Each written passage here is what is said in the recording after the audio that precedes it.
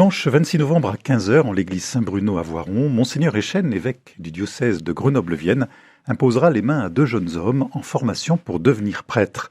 C'est une étape importante dans leur chemin d'engagement, une étape décisive. Ce jour-là, ils s'engageront dans le célibat et seront accueillis au sein du clergé diocésain. Dans notre studio aujourd'hui, Baudouin Valette d'Ozia. Bonjour Baudouin. Bonjour Stéphane. Et Vandaï Femme. Bonjour Vandaï. Bonjour. On vous appellera Dai pour simplifier aujourd'hui la discussion. Alors bienvenue à tous les deux, bienvenue dans le diocèse. On va voir ensemble d'abord qui vous êtes, votre parcours. Voilà, c'est une étape que vous préparez depuis quelques années quand même, cette ordination. À quelques jours de l'ordination, dans quel état d'esprit vous êtes, Baudouin? C'est du stress, c'est de l'enthousiasme. Comment vous êtes aujourd'hui? Alors moi, c'est une joie de cheminer avec le Christ dans une bonne tempête. Parce que du coup, il y a évidemment à l'approche d'un engagement aussi fort et puis qui détermine la vie. Il y a beaucoup de questions qui se soulèvent intérieurement, mais la joie de les traverser, de les regarder avec le Christ. Est-ce que ça veut dire, alors on parlera en détail de votre histoire, de votre parcours, ça veut dire qu'aujourd'hui, à quelques jours de l'ordination, toutes les questions ne sont pas résolues? Non, et je pense qu'elles ne le seront pas même le jour de l'ordination, parce que tant qu'on est vivant, on se pose des questions, et c'est bon signe, je pense. C'est rassurant. Oui. Et d'ailleurs, dans quel état d'esprit vous êtes aussi à quelques jours de cette ordination? C'est une grande joie pour moi parce que c'est le jour que j'attends depuis longtemps. Parce que quand on voit le parcours du séminaire, c'est que c'est long. Mais à la fois c'est long, à la fois c'est court. Oui. Et je suis en paix. Je suis en paix. Mais ça ne veut pas dire que oui, il n'y a pas de tempête, de peur. C'est comme Jésus, il a appelé ses disciples. Et les disciples, j'en suis sûr, à un moment donné, ils ont peur. Et oui. Donc tous les deux, vous serez ordonnés dans quelques jours. On a bien entendu déjà dans vos propos que c'est le fruit d'une histoire, c'est le fruit d'une aventure, c'est le fruit d'une rencontre sans aucun doute. On va prendre un petit moment pour faire votre connaissance. On va commencer par vous, Baudouin. D'où êtes-vous? D'où venez-vous? Quelle est votre situation aujourd'hui?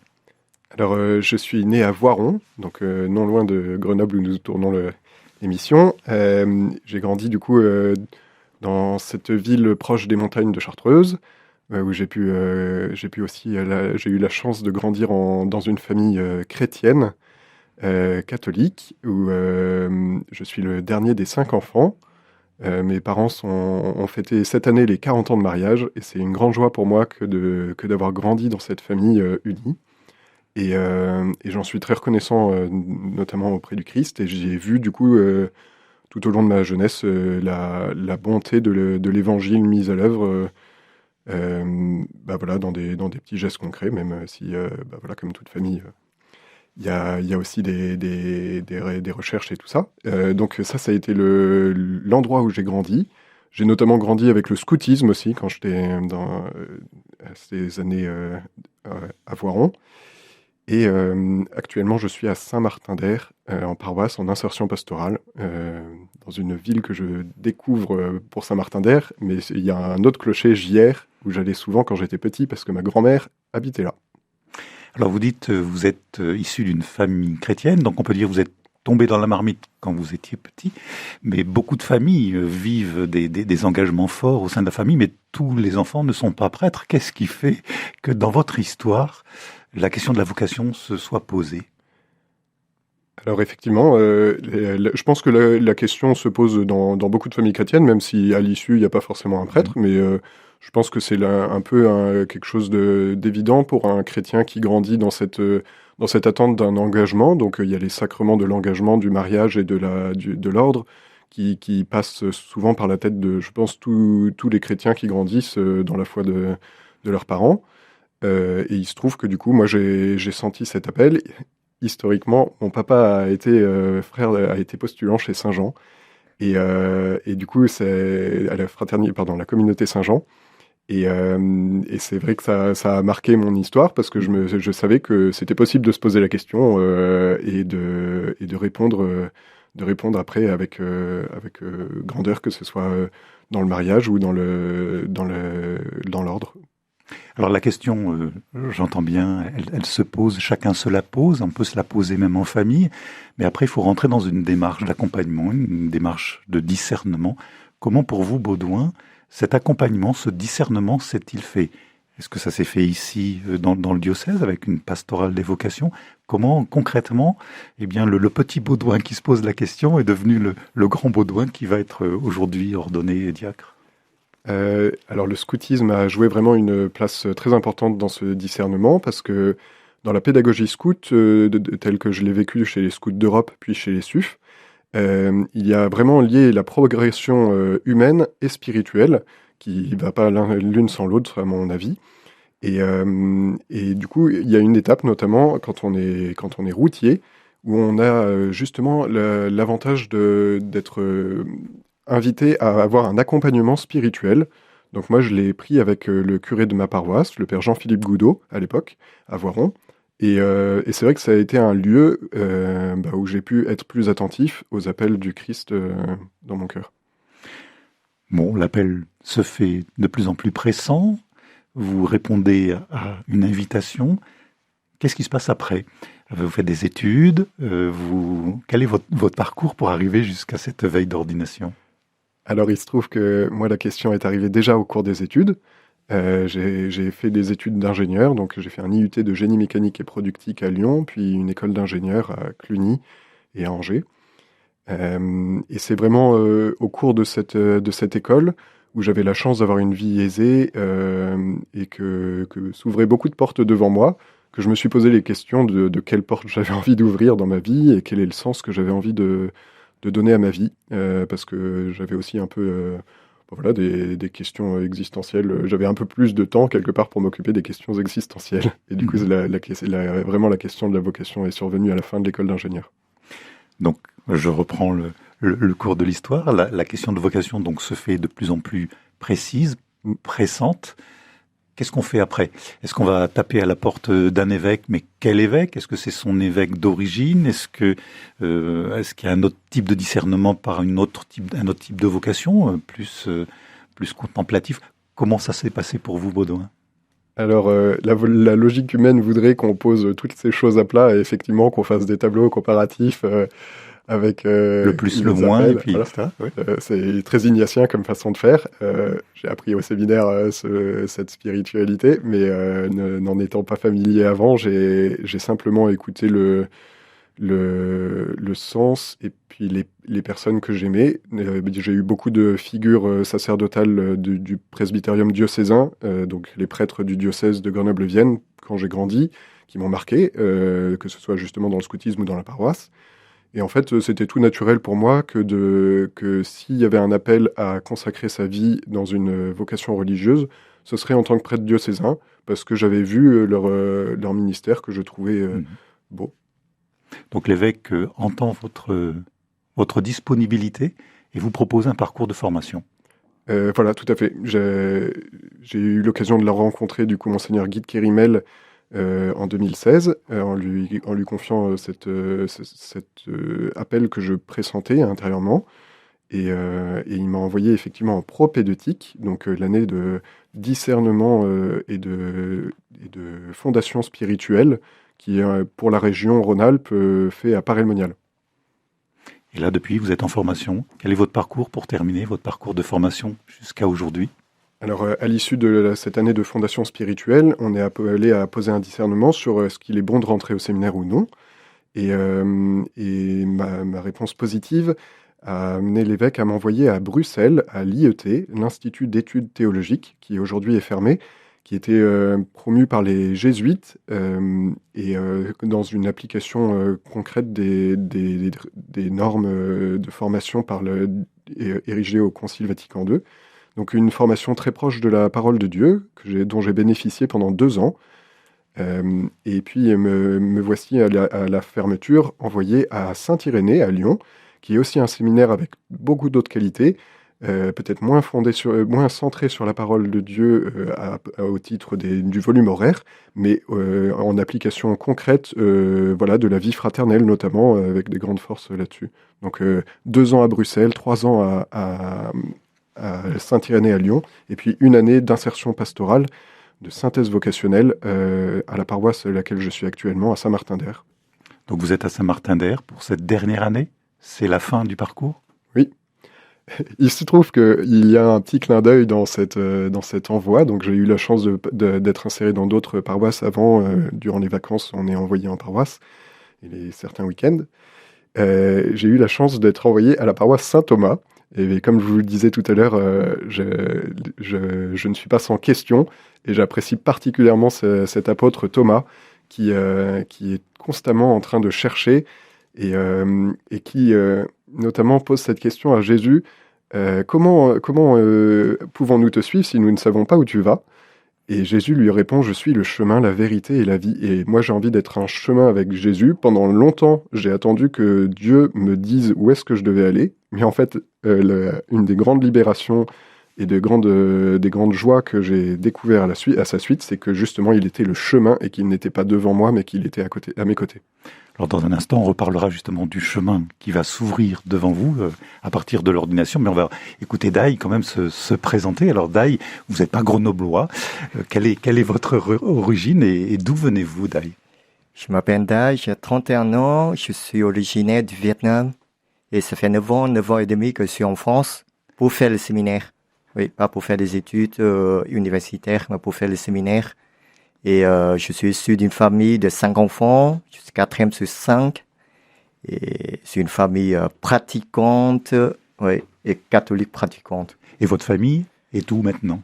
Et toute ma famille habite au Vietnam. Je suis le seul qui habite en France, parce que je veux poursuivre ma vocation.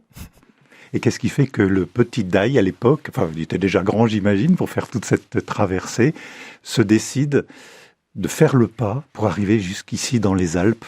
Est-ce qu'il y avait des attaches particulières avec cette région ou c'était une vraie découverte quand vous êtes arrivé?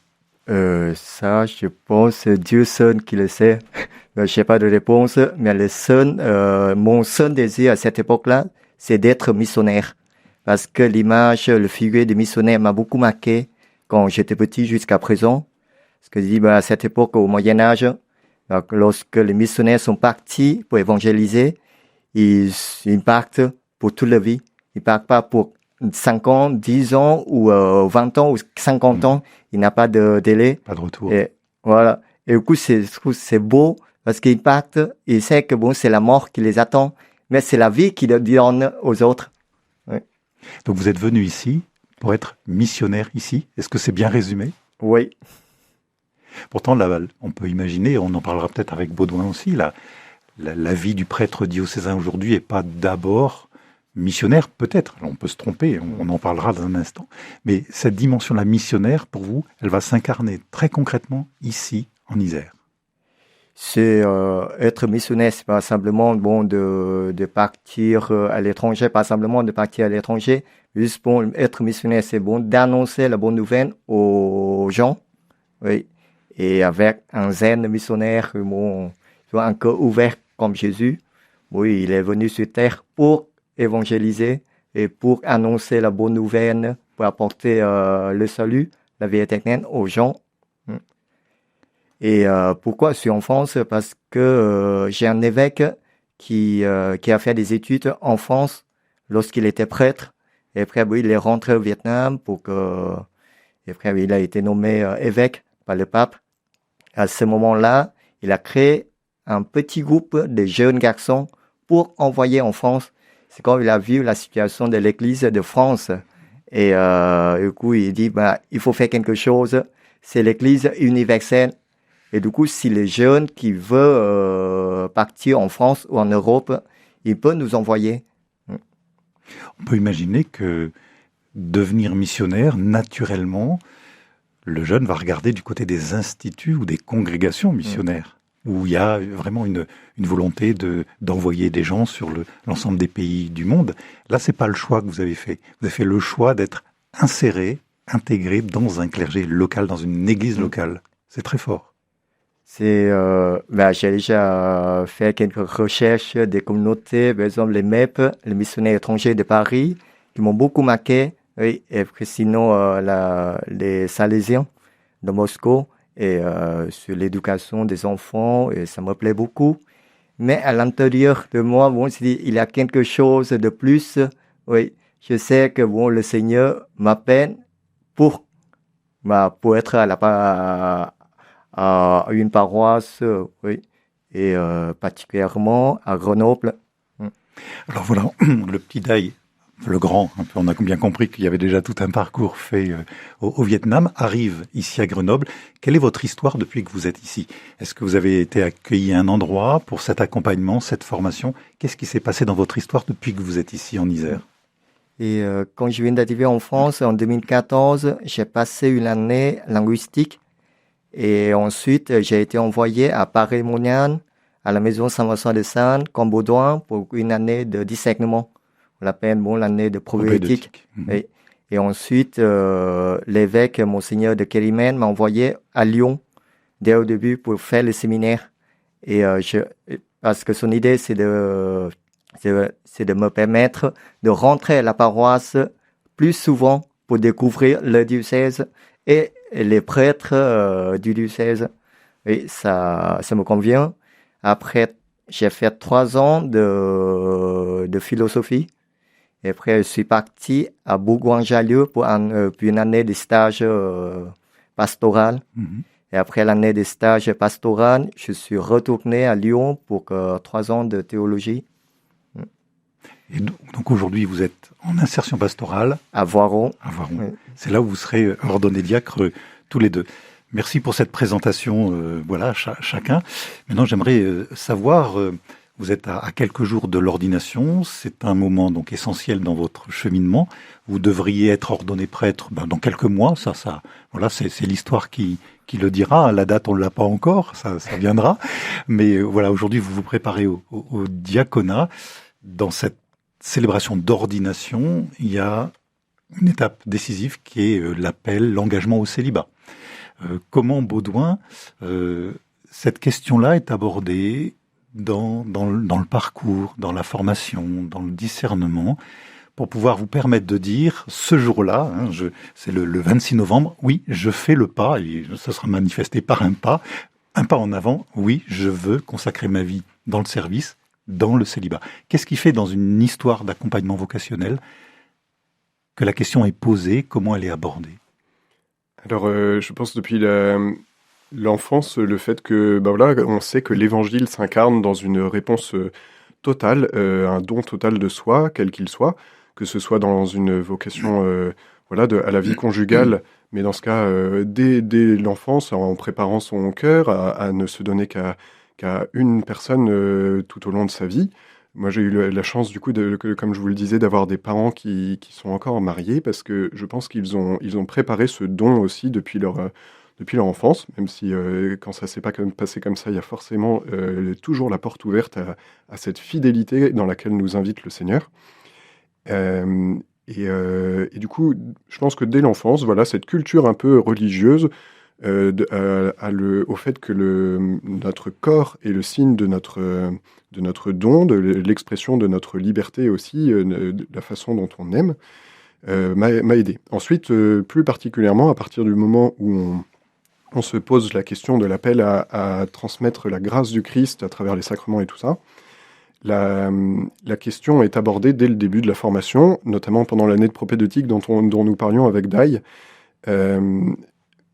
Voilà, la question du célibat a beaucoup simplement pas posé comme est-ce que oui ou non tu veux être célibataire toute ta vie, mais en fait simplement en rencontrant déjà des religieux qui ont fait ce pas de la consécration à Dieu, en abordant aussi très bien aussi au niveau intellectuel que spirituel les questions d'affectivité. Eh bien c'est un accompagnement en fait qui est lancé dès le début de la formation du séminariste, et je pense vraiment qu'il y a de grands progrès qui sont faits dans l'accompagnement de cette question. C'est aussi votre sentiment, Dai, de cet accompagnement depuis la première rentrée, depuis le discernement? Oui, la question est posée véritablement. Oui, on est très bien accompagné par les prêtres et pas simplement des formateurs du séminaire, mais même des paroissiens et des prêtres du diocèse ou des amis prêtres. Oui, on dit souvent, le célibat, c'est un don total de soi. C'est comme le Christ qui a donné toute sa vie aux hommes. Et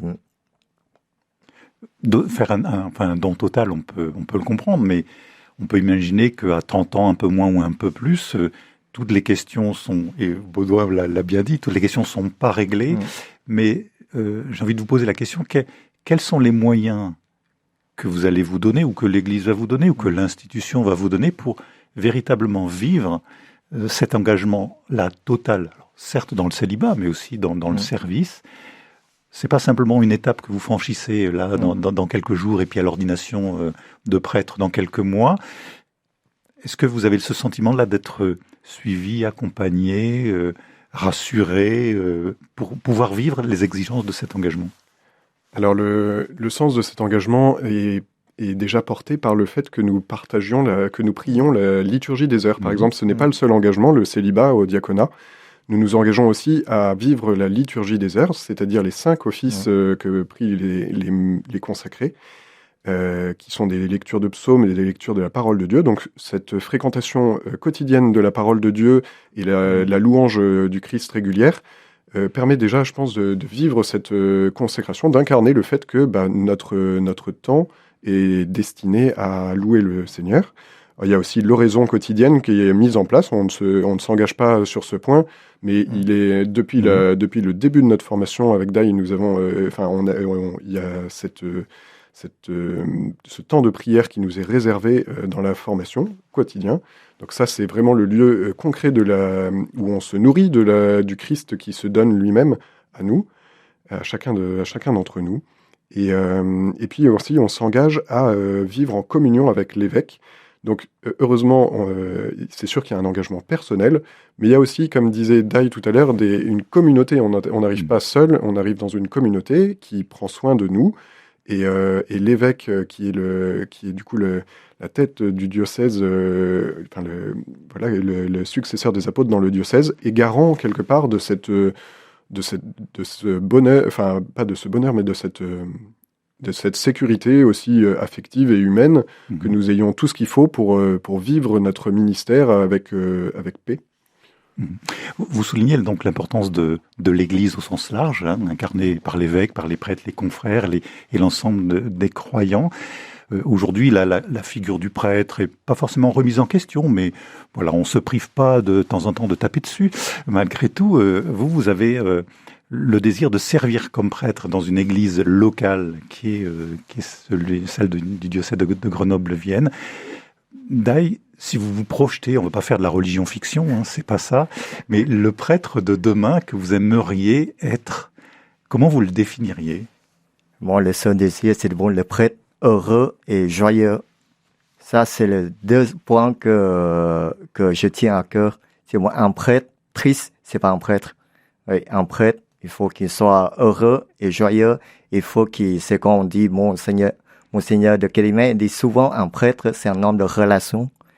C'est la relation avec le Seigneur. Parce que si une coupe la relation avec le Seigneur, c'est dit, il n'enseigne que la connaissance. Et ensuite, un prêtre, c'est un homme de relation avec l'Église. Où, il a été, l'Église, c'est qu'il a appelé au sacerdoce. Et en plus, le prêtre, c'est un homme de relation avec le peuple de Dieu. Oui. Parce que le peuple de Dieu, vers lequel le prêtre est envoyé pour servir. Oui. Et du coup, le prêtre de demain, c'est un prêtre de relation. Et depuis toujours aussi, depuis les apôtres jusqu'à nos jours, c'est toujours un prêtre, c'est un homme de relation et c'est un homme de Dieu. C'est celui-là que vous voulez devenir. Oui. Et vous, Baudouin, si vous vous projetez demain, pour vous, le prêtre que vous aimeriez incarner, il serait comment? Eh bien, du coup, il y a aussi cette joie de l'annonce, donc d'être déjà un disciple missionnaire, comme on a tous à l'être en tant que chrétien. Et puis, du coup, il y a cette spécificité du sacerdoce qui est de transmettre la grâce du Christ à travers les sacrements. Et du coup, un prêtre heureux disponible peut-être pour donner cette grâce à ceux qui la demandent. Je découvre en paroisse, à travers l'insertion cette année, aussi tout ce que ça implique, cette disponibilité sacramentelle de sagesse dans les réunions, dans l'accompagnement des diverses équipes, que ce soit liturgique, mais aussi tout ce qui fait la vie d'une paroisse. Et ben voilà, je me projette beaucoup plus facilement maintenant que j'ai vu le ministère, notamment du père Benoît de Menoux, qui est mon curé, et que je trouve très épanoui justement dans ce ministère. J'ai plus facilement la possibilité de me projeter et puis aussi de purifier aussi un peu ce qui a à l'être dans ma façon de vouloir être prêtre. Un grand merci à tous les deux. Donc Baudouin et Daille, vous allez être ordonnés diacres en vue du ministère de prêtre. Il y a des diacres permanents, mais vous, c'est en vue du ministère de prêtre. Ce sera dimanche 26 novembre à 15h en l'église Saint-Bruno à Voiron. C'est un moment important pour vous, certes, mais aussi pour l'église diocésaine. Donc on invite très très largement à venir participer à cette célébration. Puis on prend date pour les mois qui viennent. On reprend rendez-vous avant l'ordination de prêtre. Un grand merci à tous les deux. Merci beaucoup. Merci beaucoup.